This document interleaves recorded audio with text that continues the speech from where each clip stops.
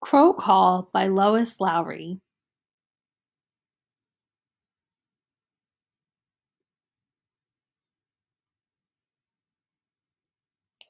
It's morning, early, barely light, cold for November. At home, in the bed next to mine, Jessica, my older sister, still sleeps. But my bed is empty.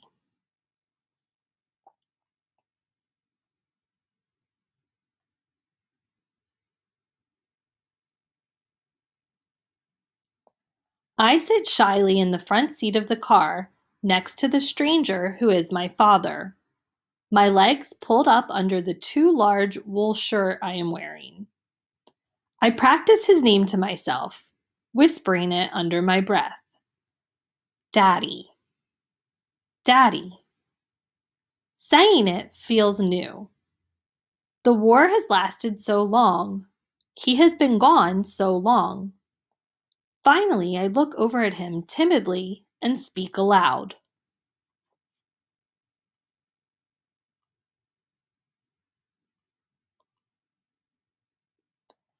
Daddy, I say, I've never gone hunting before. What if I don't know what to do? Well, Liz, he says, I've been thinking about that, and I've decided to put you in charge of the crow call. Have you ever operated a crow call? I shake my head. No. It's an art, he says. No doubt about that. But I'm pretty sure you can handle it. Some people will blow and blow on a crow call, and not a single crow will even wake up or bother to listen, much less answer. But I really think you can do it. Of course, he adds, chuckling. Having that shirt will help.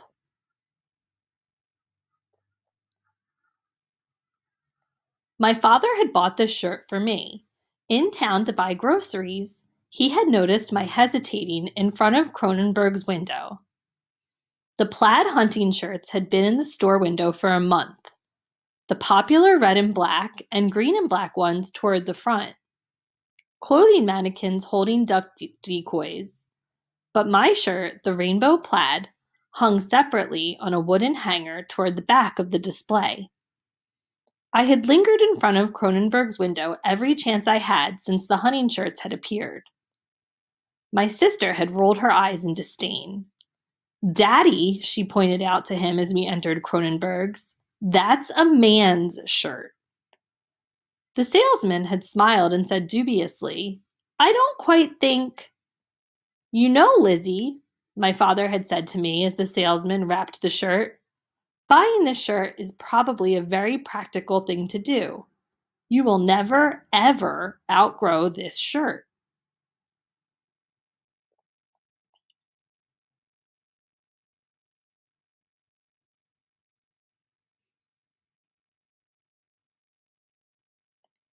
Now, as we go into a diner for breakfast, the shirt unfolds itself downward until the bottom of it reaches my knees. From the bulky thickness of rolled back cuffs, my hands are exposed. I feel totally surrounded by shirt. My father orders coffee for himself. The waitress asks, What about your boy? What does he want? My father winks at me, and I hope that my pigtails will stay hidden inside the plaid wool collar. Holding my head very still, I look at the menu. At home, my usual breakfast is cereal with honey and milk. My mother keeps honey in a covered silver pitcher. There's no honey on the diner's menu.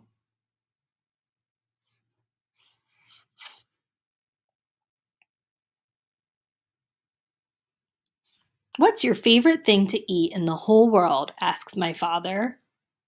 I smile at him. Cherry pie, I admit. If he hadn't been away for so long, he would have known. My mother had even put birthday candles on a cherry pie on my last birthday. It was a family joke in a family that hadn't included Daddy. My father hands back both menus to the waitress.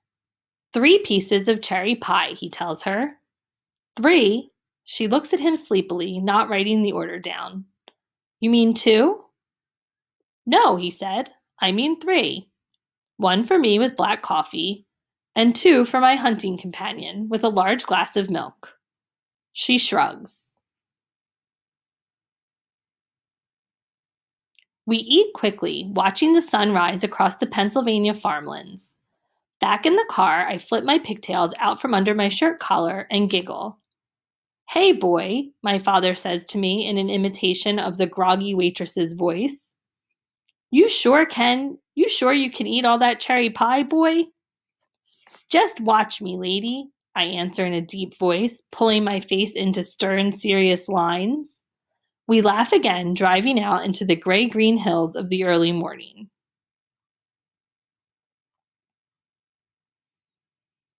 It's not too far to the place he has chosen. Not long until he pulls the car to the side of the empty road and stops. Grass, frozen after its summer softness, crunches under our feet. The air is sharp and supremely clear, free from the floating pollens of summer, and our words seem etched and breakable on the brittle stillness. I feel the smooth wood of the crow call in my pocket.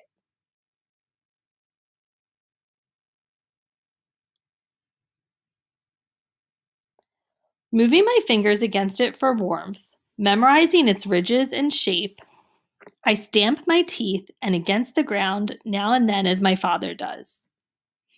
I want to scamper ahead of him like a puppy, kicking the dead leaves and reaching the unknown places first. But there is an uneasy feeling along the edge of my back at the thought of walking in front of someone who is a hunter. The word makes me uneasy. Carefully, I stay by his side.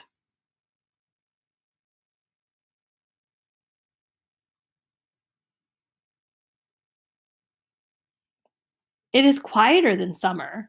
There are no animal sounds, no bird-waking noises. Even the occasional leaf that falls within our vision does so in silence, spiraling slowly down to blend in with the others. But most leaves are already gone from the trees. Those that remain catch there by accident, waiting for the wind that will free them. Our breath is steam. Daddy, I ask shyly, were you scared in the war? He looks ahead up the hill, and after a moment he says, Yes, I was scared. Of what? Lots of things. Of being alone, of being hurt, of hurting someone else. Are you still?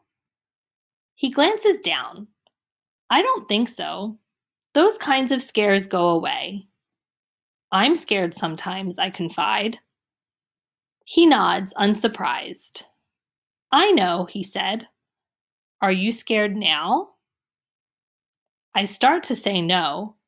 Then I remember the word that scares me. Hunter.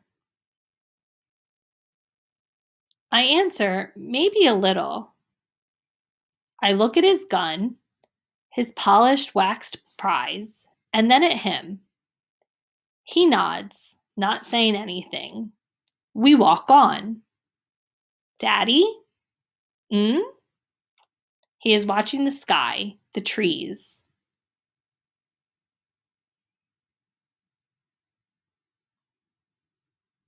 I wish the crows didn't eat the crops. They don't know any better, he says. Even people do bad things without meaning to. Yes, but I pause and then say what I'd been thinking. They might have babies to take care of. Baby crows.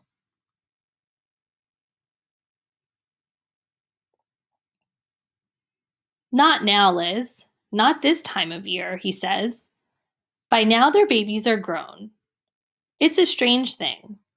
But by now, they don't even know who their babies are. He puts his free arm over my shoulders for a moment. And their babies grow up and eat the crops too, I say and sigh, knowing it to be true and unchangeable. It's too bad, he says. We begin to climb the hill. Can you call anything else, Daddy, or just crows? Sure, he says. Listen. Moo. That's a cow call. Guess the cows didn't hear it, I tease. Well, of course, sometimes they choose not to answer. I can do tigers, too. Grrr. Ha, so can I. And bears. Better watch out now. Bears might come out of the woods on this one. Grrr. You think you're so smart doing bears. Listen to this giraffe call. He stands with his neck stretched out, soundless. I try not to laugh, wanting to do rabbits next, but I can't keep from it. He looks so funny, with his neck pulled away from his shirt collar and a condescending, poised, giraffe look on his face. I giggle at him, and we keep walking to the top of the hill.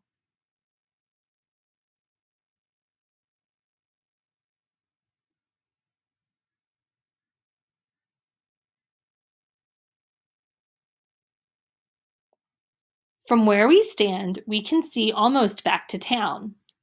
We can look down on our car and follow the ribbon of road through the farmlands until it is lost in trees. Dark roofs of houses lay scattered, separated by pastures.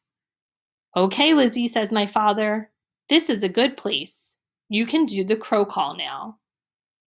I see no crows. For a moment, the fear of disappointing him struggles with my desire to blow into the smooth, polished tip of the crow call. But I see that he's waiting, and I take it from my pocket, hold it against my lips, and blow softly. The harsh, muted sound of a sleepy crow comes as a surprise to me, and I smile at it at the delight of having made that sound myself. I do it again, softly. From a grove of trees on another hill comes an answer from a waking bird. Just one, and then silence. Tentatively, I call again, more loudly. The branches of a nearby tree rustle, and crows answer, fluttering and calling crossly. They fly briefly into the air and then settle on a branch. 3 of them. Look, Daddy, I whisper. Do you see them? They think I'm a crow. He nods, watching them.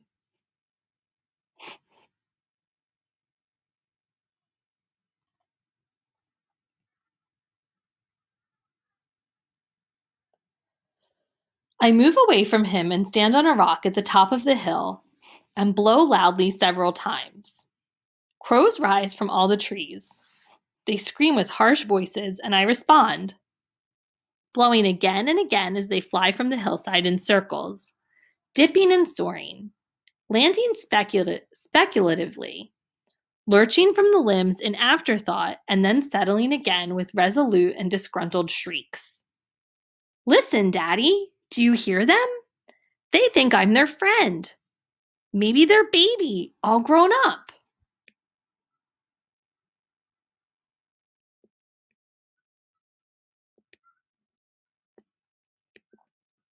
I run about the top of the hill and then down, through the frozen grass, blowing the crow call over and over.